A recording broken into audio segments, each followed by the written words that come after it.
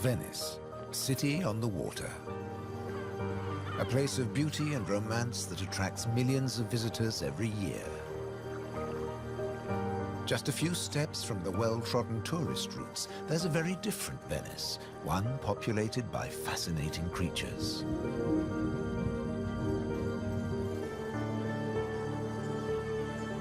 This film explores a Venice that few people ever see, a city that has a surprising double life.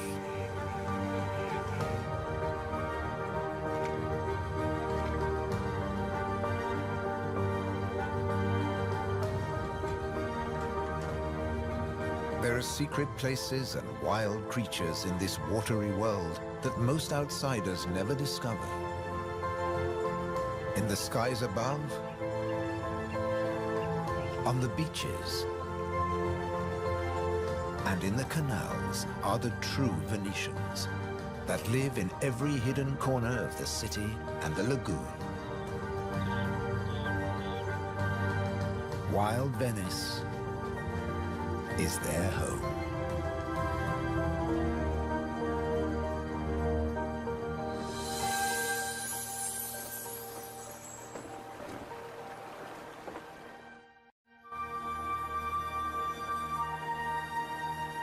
The city of Venice is built on sand, in a lagoon between the sea and the land.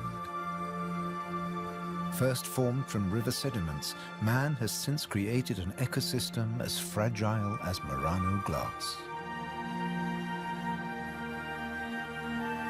Covering 550 square kilometers, it's one of the largest wetlands in the Mediterranean. Flamingos arrived at these Venetian waters quite recently. They crisscross the Mediterranean from North Africa to France's Camargue, to Sardinia, Tuscany, and now Venice.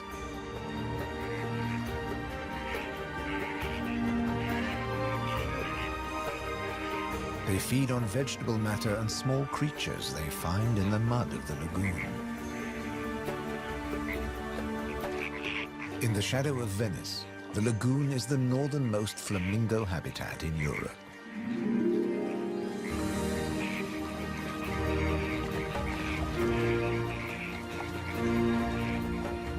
They're here now, but in a few weeks, many will move off again to find richer pickings.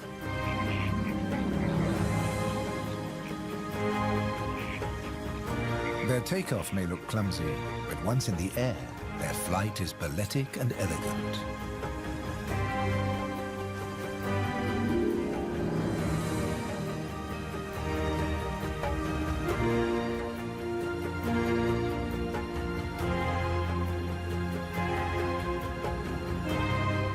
And before too long, they'll return to the safety of this lagoon, tucked between the sea, the city, and the Alps. The distant peaks helped form the lagoon. The mountain streams washed their rocky sediment towards the sea to make this habitat.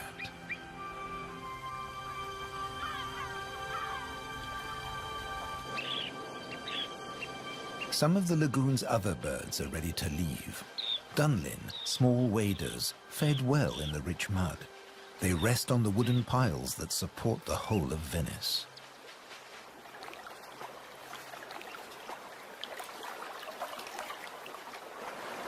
It's spring, time to head off to their northern breeding grounds.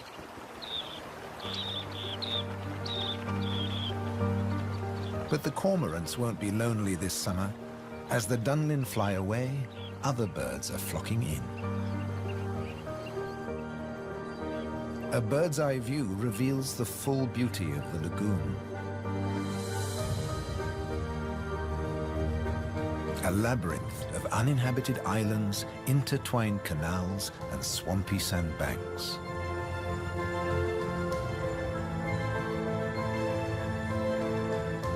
These marshy wetlands are known as the Barene. To survive here, plants need to like salt water and flooding. Natural arteries called gabi meander through the brackish gardens, keeping the lagoon alive.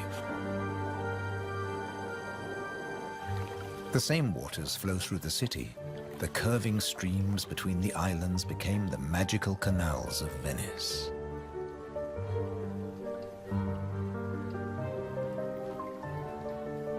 This is the city of bridges.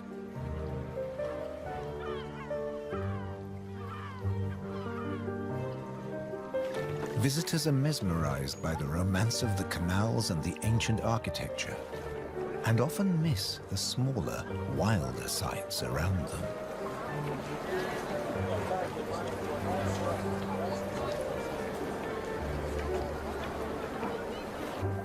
These mussels are true Venetian natives. And now, in spring, they're breeding. The males spawn into the water, and each female produces up to 10 million eggs.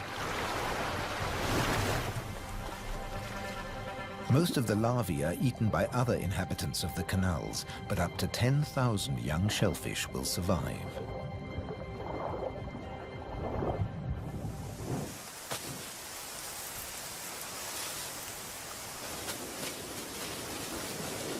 Just beyond the city, colonies of birds are breeding too. But a hazard of urban nesting is constant disturbance.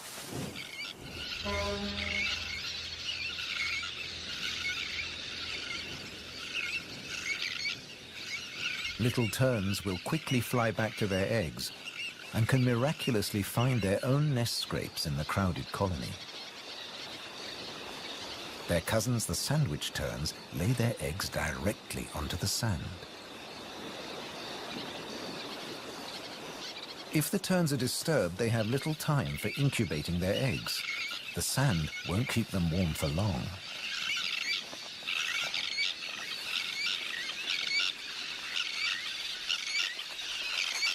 And left out in the open, they could be an easy target for predators.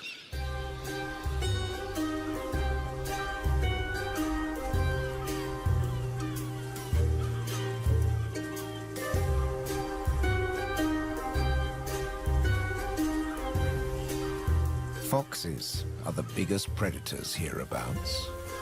But from the air, he's easy to spot. The birds make it known he's not welcome anywhere near their nests.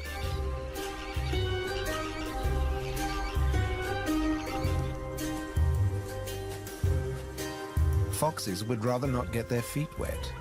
Hunting in these swampy areas is a frustrating business.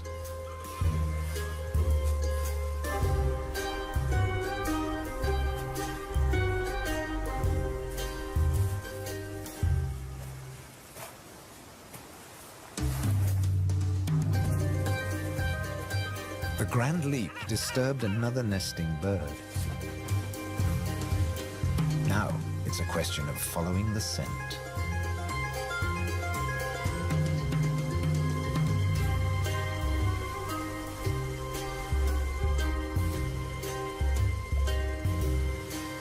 A welcome snack.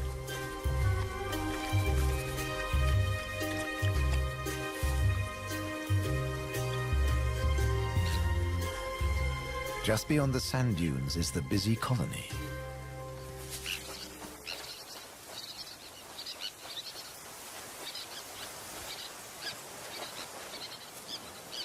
In this mixed neighborhood, a pied avocet is brooding next to the sandwich terns.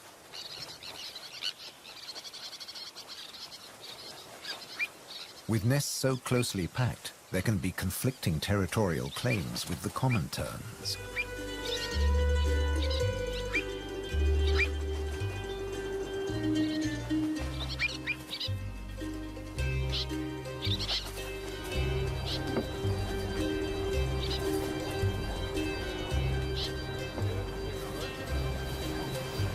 But the avocet stands his ground.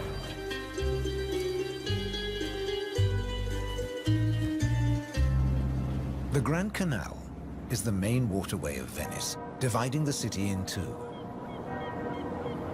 It follows the course of the ancient river Brenta that runs from the Alps all the way into the lagoon. It offers a journey through architectural history, starting in the 13th century.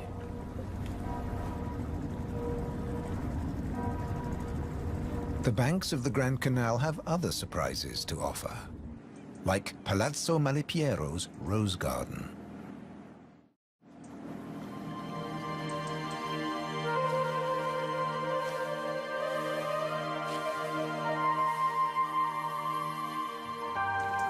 Nestled between the buildings is a hidden paradise.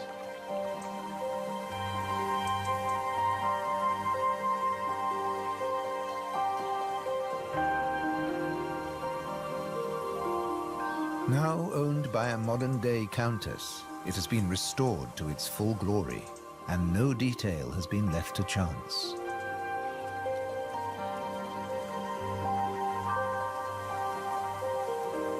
With the luxury of space in a city whose every square centimeter is exploited for maximum profit, it's also a sanctuary for many small animals.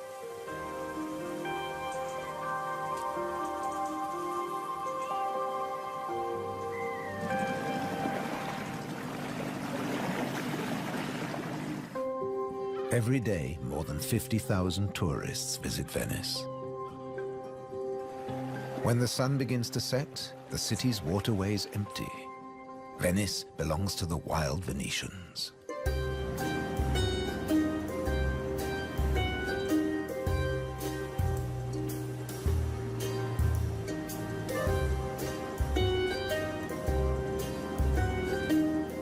Rats prefer to search for food in the cool night air.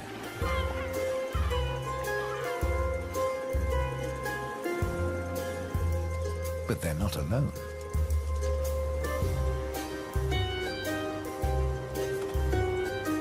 Pine martins are hungry too, and rats are on their menu. Pine martins are welcome in the city as they're natural rat catchers.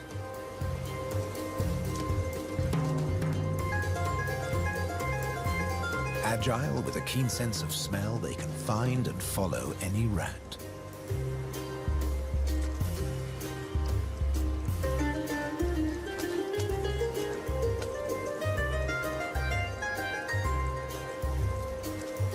But they're endangered too. Since the rat population boomed, ironically, many martins have been killed by rat poison. The rat won the day, and the pine marten has to settle for dessert.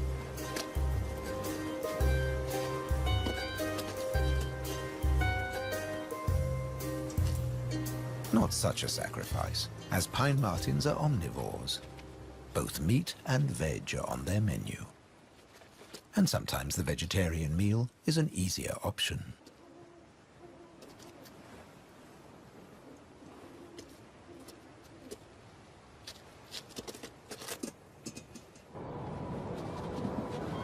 As the rat prepares to sleep, the city of Venice is beginning to wake up.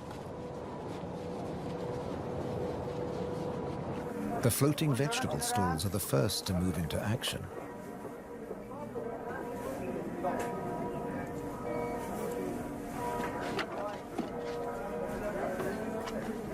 Soon these silent waterways will become busy highways again.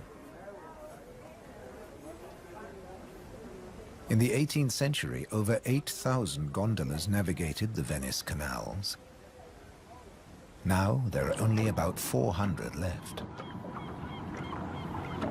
Life in Venice may be moving with the times. But one thing never changes. It dictates the daily rhythms of the city and the lagoon. Twice a day, the tide rises and falls as seawater washes in and out of the lagoon.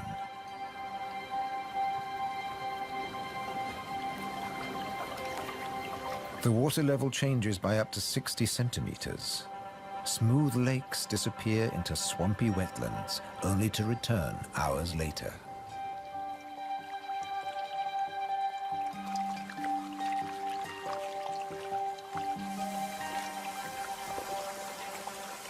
Retreating water levels reveal a surprise. Strange islands that look like complicated water mazes. In fact, they're fisheries at the edge of the lagoon. known as the Valle da Pesca.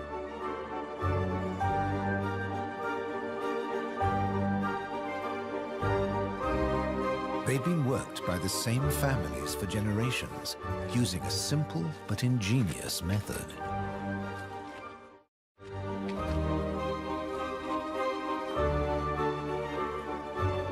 Nets are lowered into the locks that span the water channels.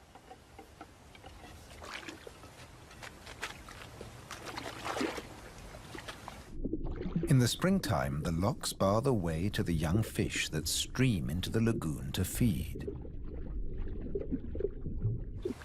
The fishermen raise the nets and catch the small swarming fish in their thousands.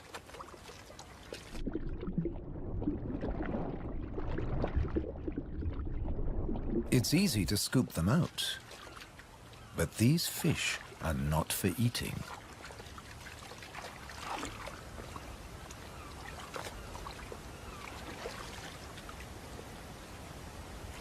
The fishermen place them on the other side of the bars and so trap them in the channels. Here, the spring fish are held under perfect conditions until they grow big enough to harvest.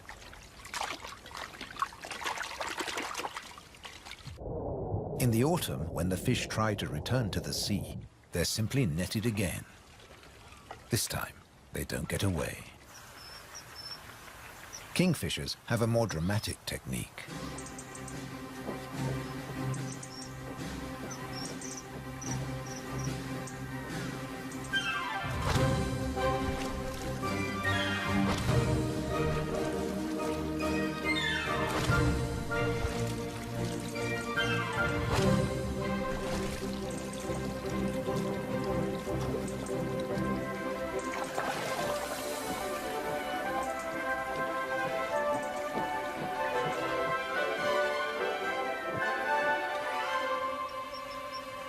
They catch up to 20 fish a day, but need even more if they have nests with hungry growing chicks.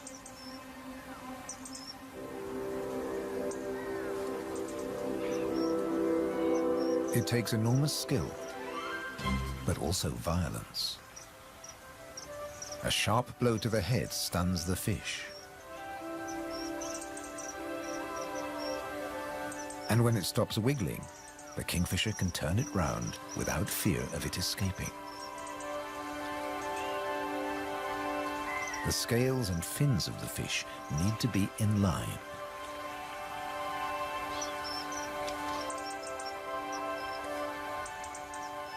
Now it's ready to swallow.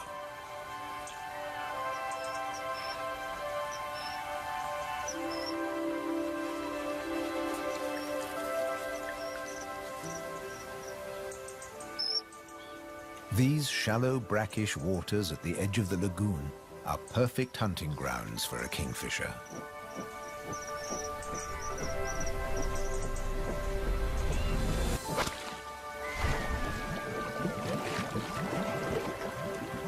But not every dive is successful. They'll snatch the odd insect in the air, but 95% of the kingfisher's catch must be made underwater. The cormorant has an easier life, as does the little egret. And some don't even get their feathers wet while hunting. There are plenty of fish in the lagoon, but they're not only found in the wetlands. These waters flow through the city too. And there are fish to be caught in the canals. Beneath the bustling jetties of the famous vaporettos or water taxis, wildlife flourishes. Even here, the little egret can fish where the water is deeper and turbulent. It's not easy to keep an eye on a moving target from a moving base.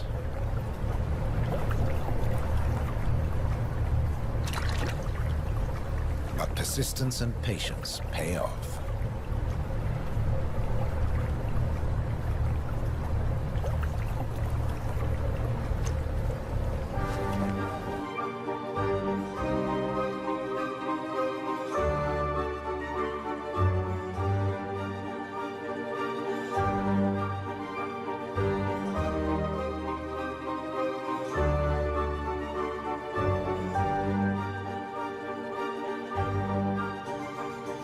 3 narrow inlets connect the lagoon to the sea. They're known as bocche, the Italian word for mouth. In spring, the fish travel into the lagoon because it's shallow, warm, and full of food. And in the autumn, they travel back out to the Adriatic Sea. The lagoon's fishermen understand the rhythms of the sea. But there was one phenomenon that remained a mystery for many years. When they cast their nets into the rich fishing grounds, they were torn to shreds. The fishermen believed that water spirits were grabbing their nets and named the area the Tenue, or Hold Fast. The Hold Fast was in fact a jagged reef, an unexpected and magical aquatic paradise. These unique natural rock formations are similar to coral reefs.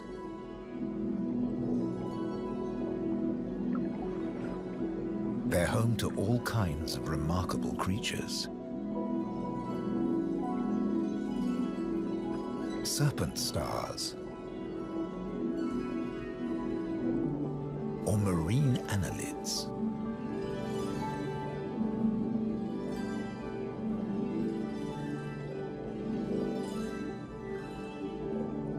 This precious area is now protected.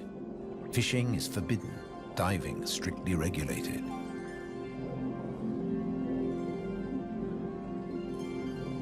Even harvesting a shellfish delicacy like these canestrelli is banned.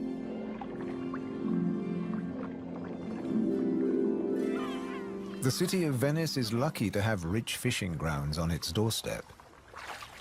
The catch is seasonal, and in spring the fish are small.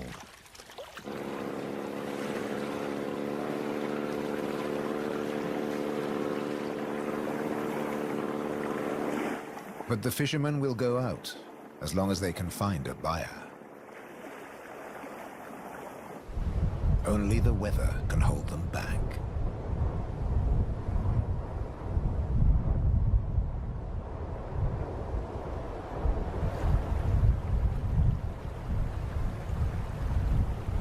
City and wetlands are both at the mercy of the elements. A storm is heading towards the lagoon. When rain-bearing clouds build up against the southern face of the Alps, and when warm southerly winds whip up the sea, water is driven into the lagoon, flooding the city and engulfing the swampland.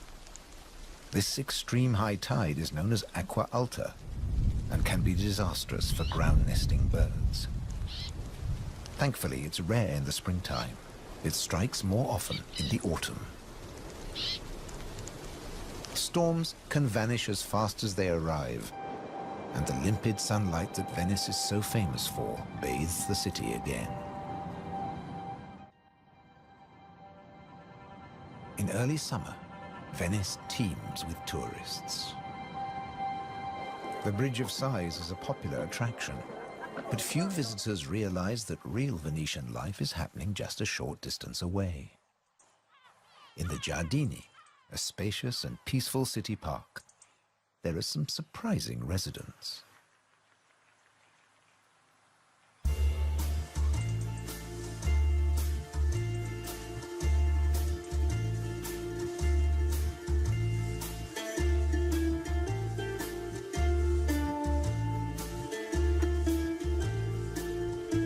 This prehistoric-looking creature is an amorous green toad looking for a mate.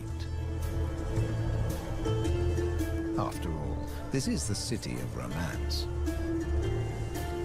But for a toad, finding a partner in a city isn't always easy. Even a quiet park is full of danger and disruption.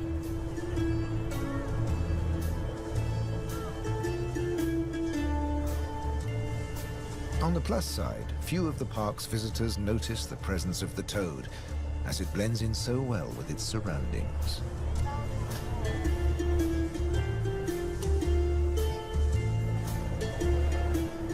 Another of the city's visitors is far more conspicuous.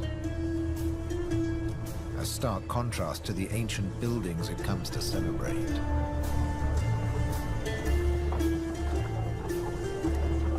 and a danger to the fragile city. The toad at last finds a more secluded waterside spot. Soft light, gentle fountains, the perfect place to mate. Venice is full of secret places hidden away from the main tourist routes. A traditional gondola repair shop nestles between the city's Zattere and Dorsoduro districts.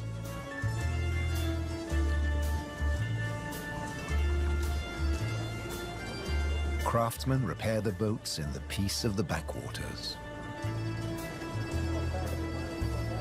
The tranquility also attracts some exotic-looking animals.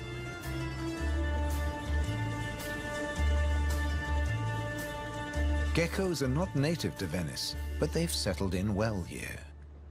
During the day, they'll sun themselves on warm stone.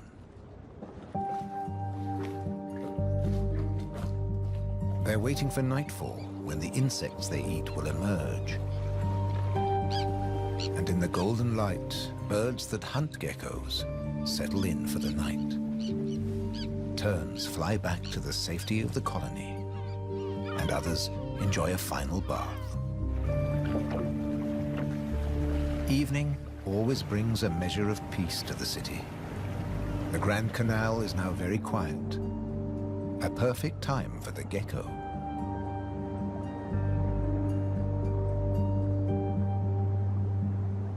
Geckos have evolved specially adapted feet that make them excellent climbers. Their toes are covered in millions of tiny branched flaps with incredible adhesive power, so they can grip and climb the smoothest surfaces, even glass.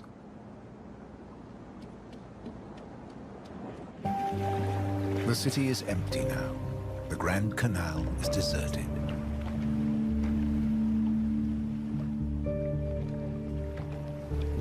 The evening's activity has passed to Venice's bars and restaurants.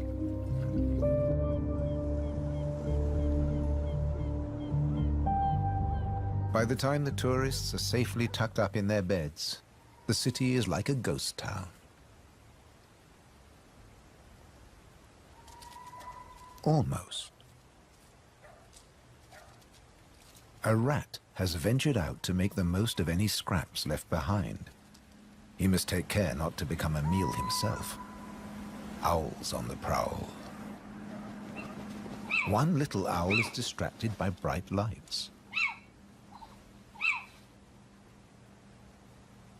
There's nothing here but fruit. No good for the owl.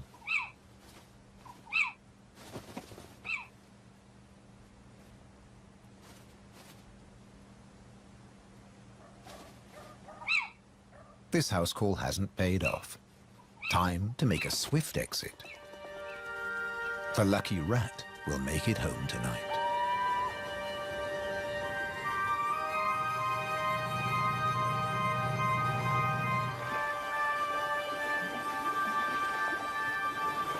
Cormorants bask in the morning sun.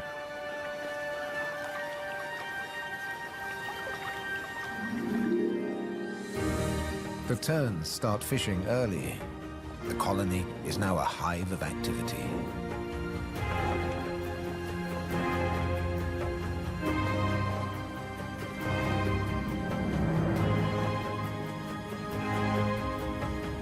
The first chicks have hatched. Exhausted from the effort of breaking out of the egg.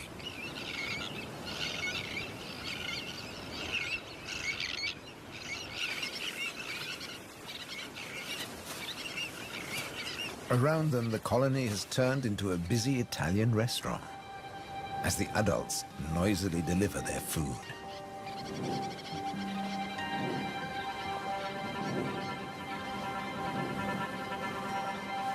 The chicks blend in well with the sand. Their cries for food are a new and insistent sound on the beach.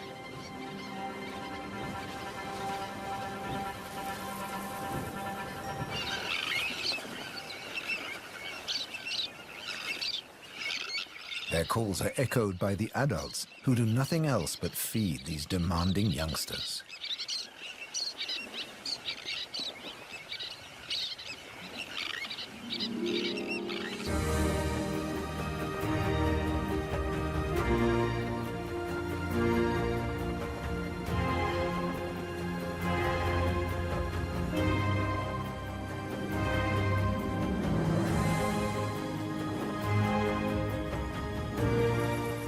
It's hot and humid, and the lagoon is at its most beautiful.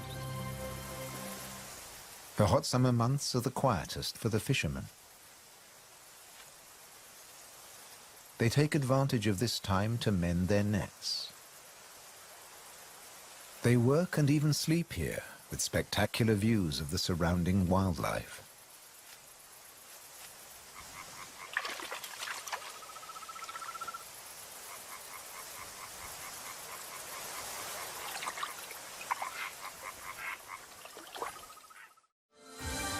About 8% of the lagoon's surface consists of islands.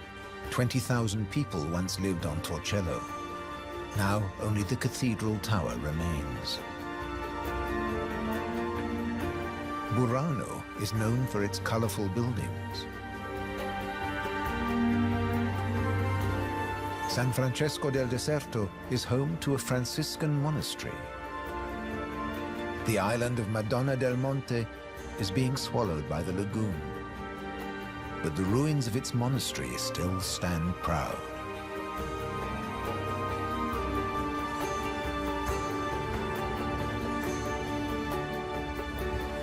Enchanted places like this are an ideal refuge for wild animals.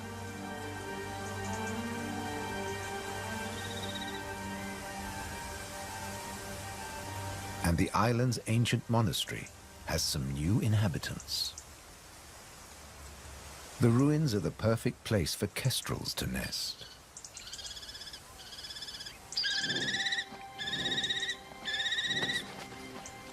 The hungry chicks are nearly as big as the adults and almost ready to fledge.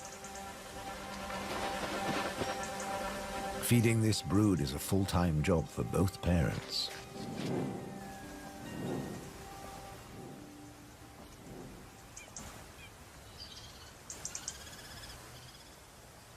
Finally, curiosity gets the better of the young birds and they start to emerge from their hiding place.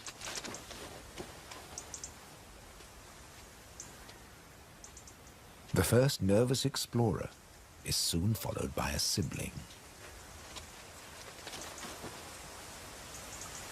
They wait cautiously on a ledge, while one of the adults watches from afar.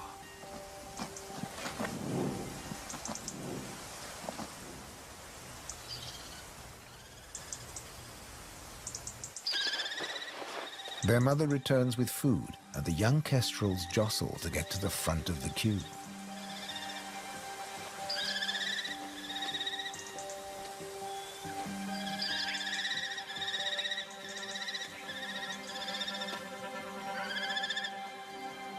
The keenest and the loudest chick is fed first.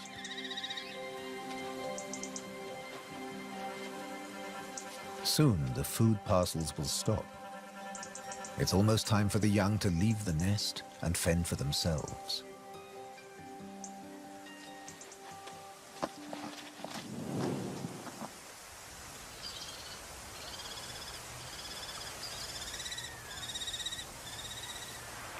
Not all of the lagoon is quite so peaceful.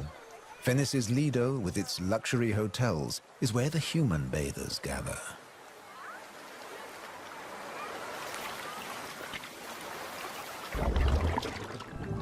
But even here, you can find wild beauty and tranquility.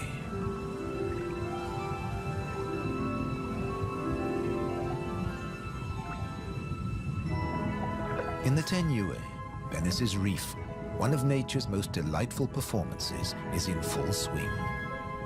The squid's mating dance. The pair move together like synchronized swimmers as waves of rainbow colors pulse along their bodies.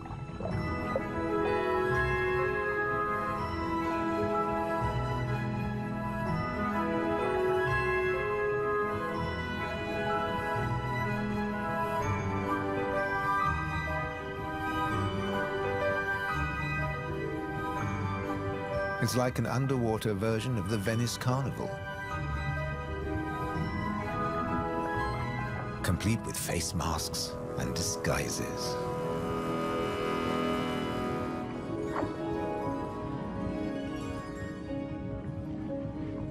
Decorator crabs change their shape by attaching sponges and algae to their bodies.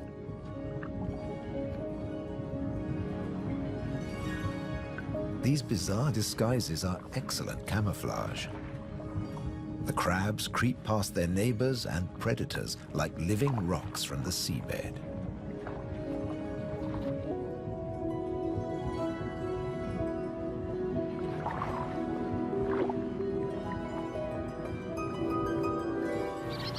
The tern colony just beyond the city is flourishing. The chicks have fed well and are strong and healthy.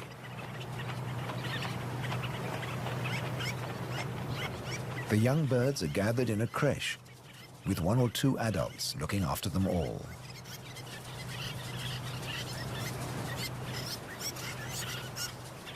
Today's lesson is elementary flight. But the teacher's demonstration is over in a flash.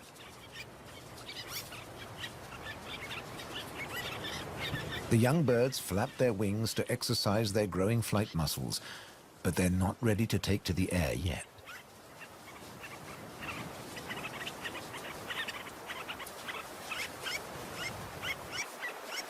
Before long, they'll be flying as well as their parents. The young kestrels are also preparing for takeoff. They bravely take the plunge and launch themselves into the air.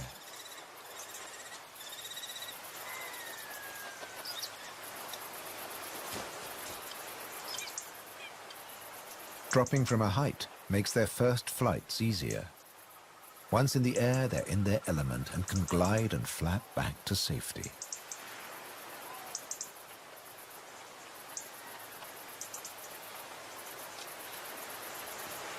These first flights mark the end of their parental care. Now they have to find their own territory.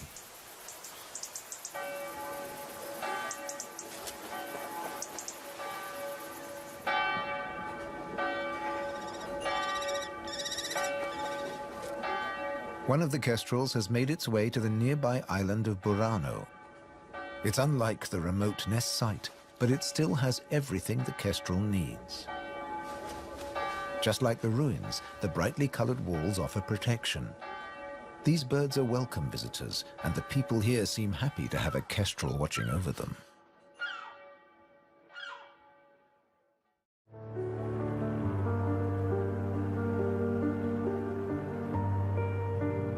Autumn has arrived, and the wetlands once again change color. A plant called glasswort is responsible for this blush of pink. It flourishes in the swampy salt marshes.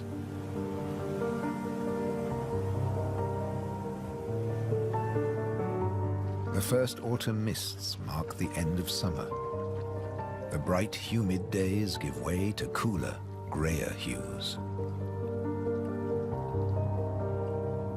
The sea and the sky seem to merge into each other. Now in September, the sea is generally calm. But from the autumn equinox, there are high tides. And sometimes, Venice floods. For now, the water is still and shimmers like liquid mercury. When the temperature drops, the beaches are finally too cold for tourists.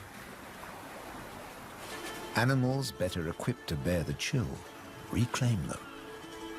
A hungry fox sniffs along the shore looking for food.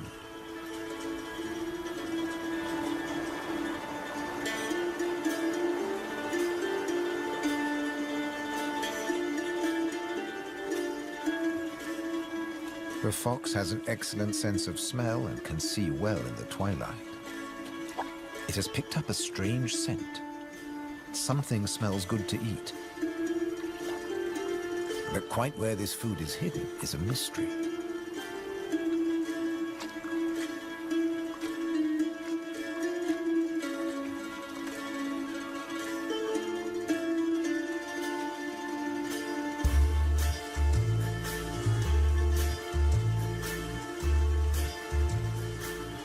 Crabs have been crossing the beach, leaving behind a number of trails, and the fox is very confused.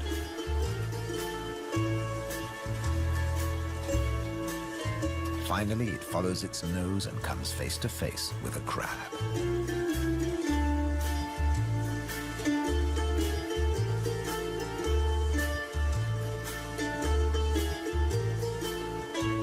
It's an unequal battle, but the crab has the advantage of armor and weapons.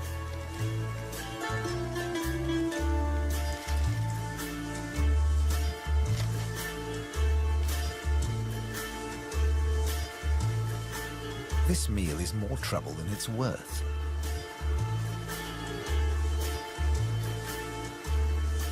There must be easier pickings.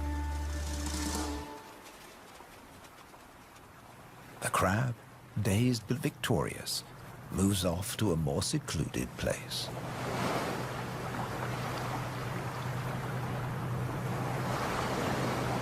More crabs congregate on the shoreline looking out to sea. But just across the water, the residents of Venice are having a less comfortable time. The waters of the lagoon are creeping into the city.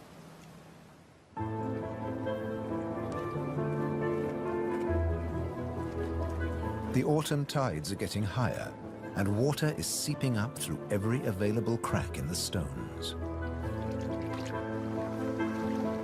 The threat of acqua alta, the extreme high tide, is increasing every day. A combination of rising tides and the Scirocco winds cause this extreme event, and the rain just adds to it. Much of the city is only just above sea level, so there's very little to stop the floodwaters. This may look like a swimming pool, but it is in fact St. Mark's Square. Fortunately, this only lasts a few hours. Soft winter fog wraps the landscape like a blanket and brings the year to a close for Venice and its beautiful lagoon. The visitors have marveled at its sights, but many have missed the most fascinating wonders of all, the wild side of Venice. The city is empty now, but visiting season for the lagoon never ends. As one creature leaves, another takes its place.